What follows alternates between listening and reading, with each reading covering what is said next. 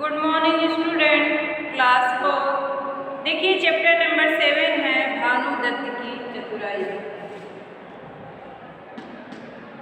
भानु दत्त की चतुराई।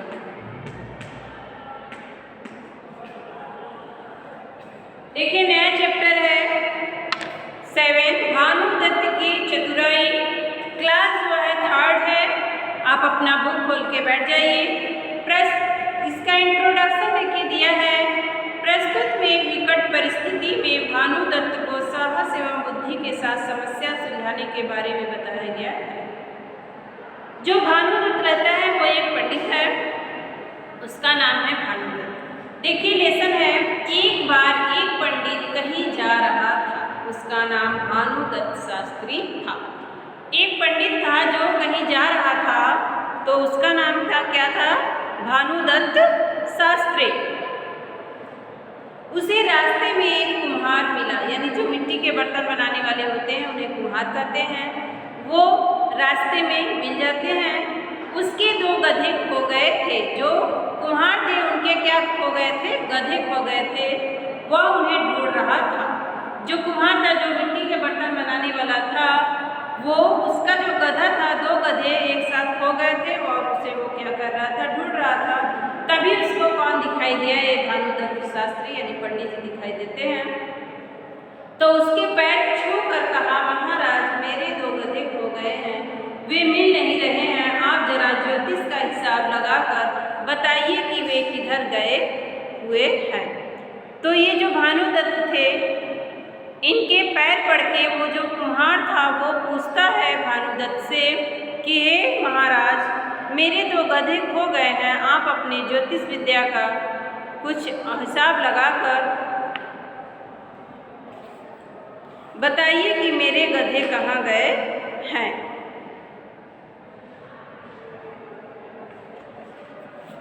तो भानु दत्त को ज्योतिष का कोई ज्ञान नहीं था। मानने में तो वो पंडित थे, कास्ट की तो पंडित थे, लेकिन उनको क्या था? ज्योतिष विद्या का कोई ज्ञान नहीं था। उन्हें पत्रिका, जो पंडित लोग पत्रिका पढ़ते हैं, पत्रिका से देखकर बताते हैं जो भी ज्ञान किसी के बारे में, तो वो क्या था? वो जो भानु दत्त शास्त्री थे उनको इसका ज्ञान नहीं था। लेकिन देखिए अब क्या है आगे। किंतु उसे याद आ गया कि जब वह आ रहा था तो उसे रास्ते में 2 गधे मिले थे। उसने अंगुलियों पर हिसाब लगाने का नाटक किया और बोला, तुम्हारे गधे उत्तर दिशा में गए हैं। क्योंकि भानु दत्त जिस रास्ते से आ रहे थे उसी रास्ते पे 2 गधे चढ़ते हुए जा रहे थे। और भानु दत्त को तो ज्योतिषी का कोई ज्ञान था नहीं, लेकिन उन्होंने जो गधे को देखे थे उनको फटाक से याद आता है कि मैं जिस रास्ते से आ रहा था उस रास्ते पे 2 गधे जा रहे थे। तो उन्होंने अपनी उंगलियों पर हिसाब लगाने का नाटक यानी दिखावा किया कि मुझे क्या है? ज्योतिष का ज्ञान है। तो उन्होंने फटाफट अपनी उंगलियों पर हिसाब लगाने लगा, झूठी दिखावा करने लगे। और उन्होंने जो कुम्हार था उससे कहा कि तुम्हारे 2 जो गधे हैं वो उत्तर दिशा की तरफ गए हैं। भानु दत्त शास्त्री के कहने पर कुम्हार उत्तर दिशा की ओर चल दिया। कुछ दूर जाने पर उसे अपने दोनों गधे मिल गए। अब देखिए पंडित जी के बताए मुताबिक कुम्हार के तो दोनों गधे मिल जाते हैं। और अब तो कुम्हार जहाँ भी जाता पंडित के ज्योतिष ज्ञान का गुणगान करते न थकता। यानी अब जहाँ भी वो जा रहा है, कुम्हार जो है अपने गधे को पा गया, तो जहाँ भी जा रहा है वहाँ उस पंडित के गुणगान का, ज्योतिष ज्ञान के गुणगान का, यानी उनकी विद्या का, जो विद्या थी उनके तारीफ करते हुए नहीं थक रहा है। जहाँ भी जा रहा है वहाँ वो भानु दत्त की तारीफ ही तारीफ कर रहा है। धीरे धीरे भानु दत्त के ज्योतिष ज्ञान की चर्चा घर घर में फैल गई।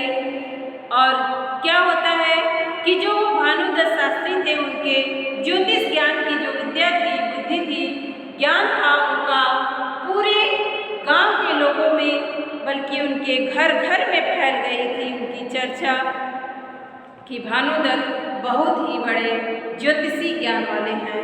भानुदत्त की प्रसिद्धि फैलते फैलते वहाँ के राजा तक जा पहुँची और जहाँ पे उस गांव के जो राजा थे उनके पास भी भानुदत्त की प्रसिद्धि जो थी कि वो बहुत ज्योतिष ज्ञान में विद्वान हैं, उनकी जो ये बातें थी वो बहुत दूर दूर तक पहुँच गई और घर घर में पहुँचने के बाद वहाँ के जो राजा थे राजमहल में भी पहुँच गई।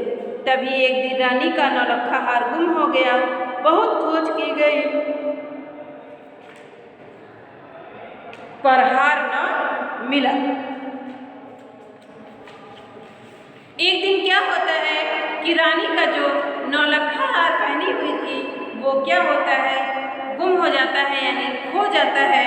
बहुत खोजने पर भी हार नहीं मिलती है। तभी राजा को पंडित भानुदत्त शास्त्री का ध्यान आया। उसने पंडित को अपने महल में बुलवाया। तभी वो जो चर्चा सुने हुए थे कि भानुदत्त शास्त्री बहुत ज्योतिषी ज्ञानी हैं, तो उनका जब ज्ञान आता है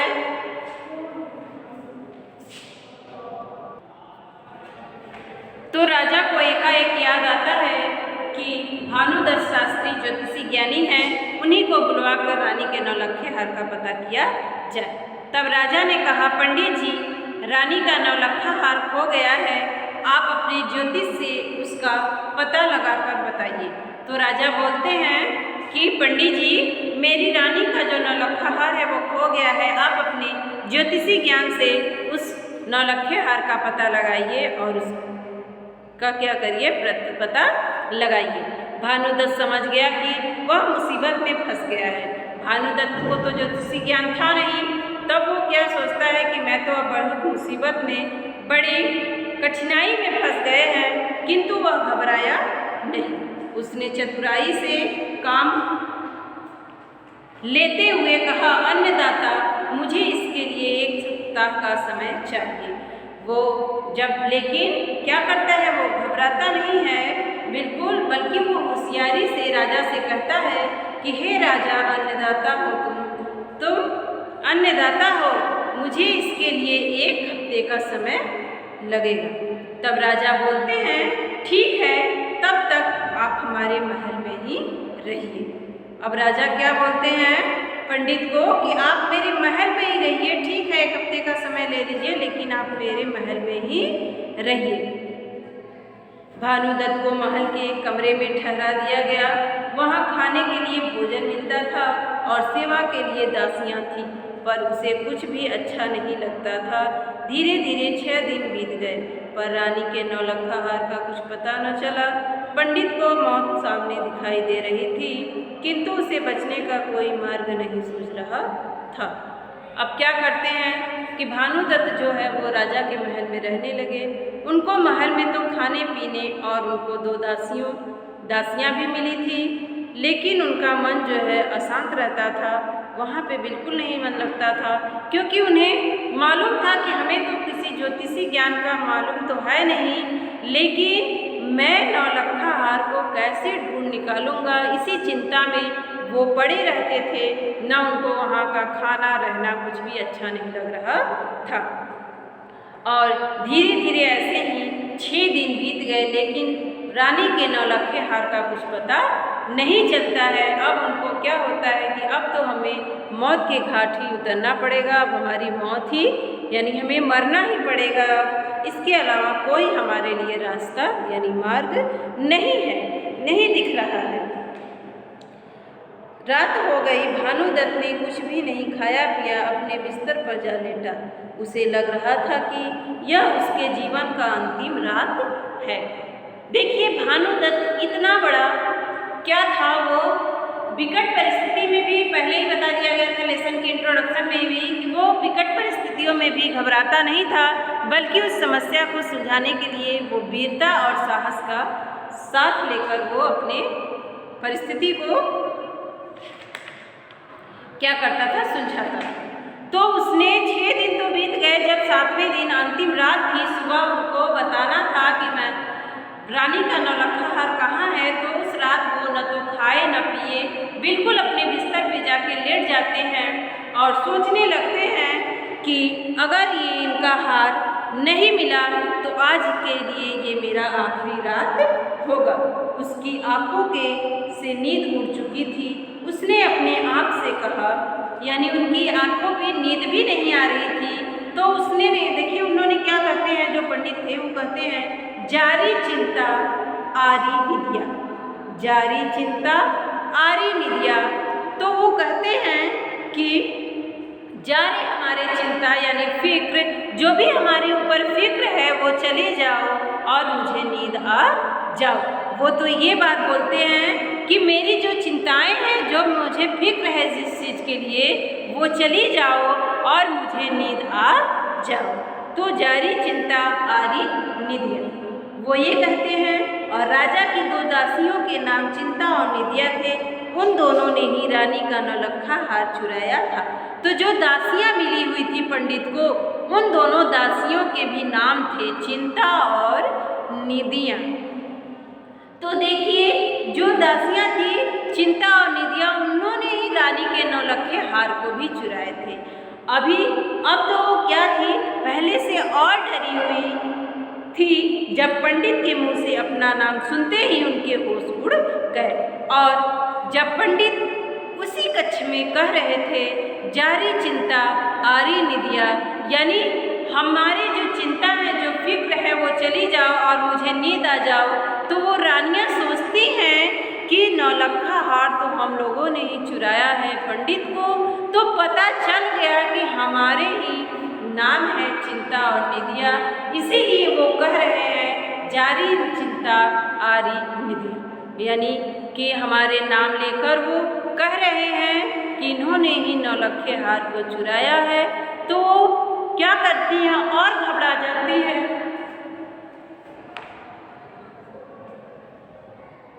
पहले से तो वो डरी हुई थी कि हम लोगों का नाम न खुल जाए। जब पंडित के मुंह से अपना नाम सुनती हैं तो और घबरा जाती हैं, उनके होश उड़ जाते हैं कि अब क्या होगा।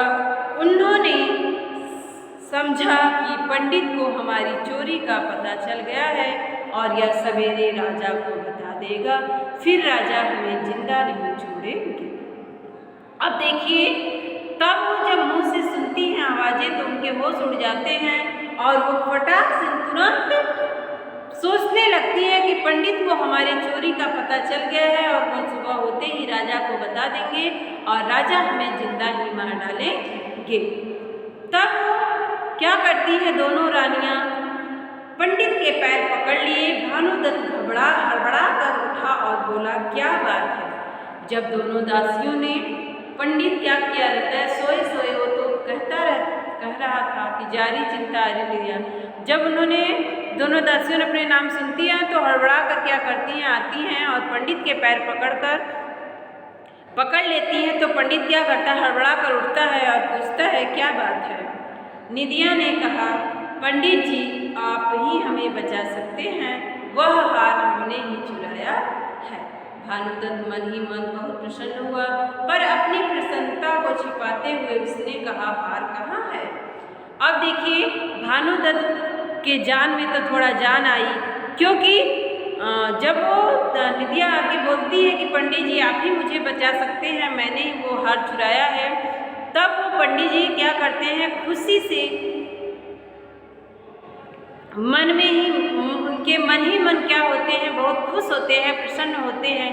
लेकिन उस खुशी का जाहिर वो कैसे करे, अपनी खुशी को छिपाते हुए कहते हैं उन लोगों से कि हार कहाँ है। चिंता बोली, हमने उसे बाग में पीपल के पेड़ के खोखर में छिपा रखा है। यानी जो राजा का बाग था, बगीचा था, राजा के बगीचे में ही एक पीपल का पेड़ था, उसमें एक खोखला था। यानी खोखला, जैसे पीपल का पेड़ था, उस पेड़ में खोखला स्थान, यानी थोड़ा बहुत खोखला स्थान था, जो कि बाहर से वहाँ पे कटा हुआ था और उसी में एक जगह रहा होगा, खोखला स्थान होता है, कोटर बोलते हैं उसको, तो उसमें छिपा दिए थे, छिपा रखा है। देखो इस बार तो मैं तुम्हें बचा लूँगा, पर फिर कभी चोरी मत करना, भानुदत्त ने कहा। अब देखिए पंडित कहता है कि इस बार तो हम तुम्हें बचा लेंगे, लेकिन अब दोबारा से तुम चोरी मत करना। अगले दिन पंडित ने दरबार में राजा को बताया, महाराज मेरा ज्योतिष ज्ञान बताता है कि रानी का नौलखा हार राजभवन में पीपल के पेड़ पर है। अब जब 7वें दिन आता है तो पंडित को बुलाया जाता है राजा के दरबार में। तो बोलते हैं पंडित जी, महाराज मेरा ज्योतिष ज्ञान यानी जो मेरी ज्योतिषी विद्या है वो बताती है कि आपके रानी का जो नौलखा हार है वो पीपल के पेड़ के पास, पीपल के पेड़ में, आपके जो राजमहल में बगीचा है उसमें पीपल का पेड़ है, उसी पर है। राजा ने तुरंत नौकर भेजे, वे थोड़ी ही देर में हार लेकर आ गए। अब राजा क्या करते हैं, तुरंत अपने नौकरों को बुलाते हैं और भेजते हैं और वहाँ से थोड़ी ही देर में हार लेकर वो लोग आ जाते हैं। यह देखकर राजा बहुत प्रसन्न हुआ। उसने भानुदत्त शास्त्री को बहुत सा धन इनाम में दिया और उसे अपना राज ज्योतिषी बना लिया। और क्या करते हैं राजा कि राजा बहुत तो प्रसन्न होते हैं, अपनी रानी के नौलखे हार को देखकर बहुत प्रसन्न होते हैं और उन्होंने भानुदत्त शास्त्री को बहुत सारा धन इनाम में दिया, यानी पैसा दौलत, बहुत ढेर सारा पैसा और दौलत इनाम में देते हैं और अपने राज के ज्योतिषी बना लेते हैं, अपना राज ज्योतिषी बना लेते हैं। अपने राजमहल के जो भानुदत्त शास्त्री थे उनको अपने राजमहल का ज्योतिषी बना लेते हैं। तो देखिए, किसी भी काम में आपको क्या करना चाहिए, घबराना नहीं चाहिए, बल्कि घबराने से अच्छा है कि उस काम को हमें अपनी चतुराई यानी होशियारी से सुलझाना चाहिए, न कि विकट परिस्थिति में हमें घबराना चाहिए। बल्कि दिया है कि विकट परिस्थिति में भानुदत्त को साहस एवं बुद्धि के साथ समस्या सुलझाने के बारे में बताया गया। तो भानुदत्त जो शास्त्री थे उन्हें ज्योतिषी का ज्ञान न होते हुए भी वो अपनी समस्या को साहस और बुद्धि से उसकी समस्या का हल निकाल लेते थे। तो देखिए, आपके सामने ही भानुदत्त की चतुराई से 2 समस्याओं का हल निकला। एक तो पहले कुम्हार के गधे का और दूसरे रानी के नौलखे हार का। क्योंकि भानुदत्त शास्त्री को तो ज्योतिषी ज्ञान था नहीं, लेकिन वो अपनी साहस और बुद्धि से अपने काम में निपुण हुए और राजा के उनसे खुश होकर उनको ढेर सारे धन दौलत और अपने राजमहल के ही राज ज्योतिषी बना लेते हैं। तो ये लेसन आपका कंप्लीट हुआ, पढ़ा दिया गया। आप इसको एक बार पढ़ लेंगे और इसका अर्थ अपने से भी समझ लेंगे। इसके बाद है इसका शब्द ज्ञान यानी मीनिंग है। कुम्हार यानी मिट्टी के बर्तन बनाने वाला, नाटक, दिखावा, गुणगान, तारीफ, चतुराई, होशियारी, मार्ग यानी रास्ता, चिंता, फिक्र, प्रसन्नता, खुशी, धन, पैसा या दौलत। इसके बाद है सही विकल्प पर सही का निशान लगाइए। तो एक बार एक कहीं जा रहा था, साधु, सन्यासी, पंडित, डाकू। कौन है? पंडित। भानुदत्त को का कोई ज्ञान नहीं था। किस चीज का? ग्रंथ, वेद, ज्योतिष, वास्तविक। किसका ज्ञान नहीं था? ज्योतिषी का। तुम्हारे गधे दिशा में गए हैं। कहाँ पे? उत्तर, दक्षिण, पूरब, पश्चिम, उत्तर दिशा में।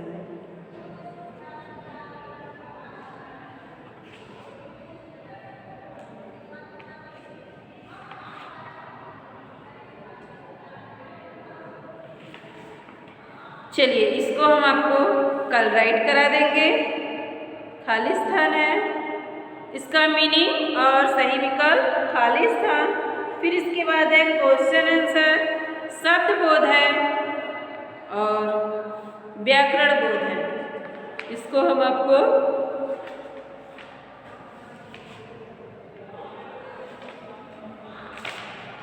कल के वीडियो में करा देंगे। आज तक के लिए बस इतना ही बच्चों। आप इसको एक बार फिर से पढ़ लीजिएगा, बुक भानुदत्त की चतुराई। तब तक के लिए गुड बाय स्टूडेंट।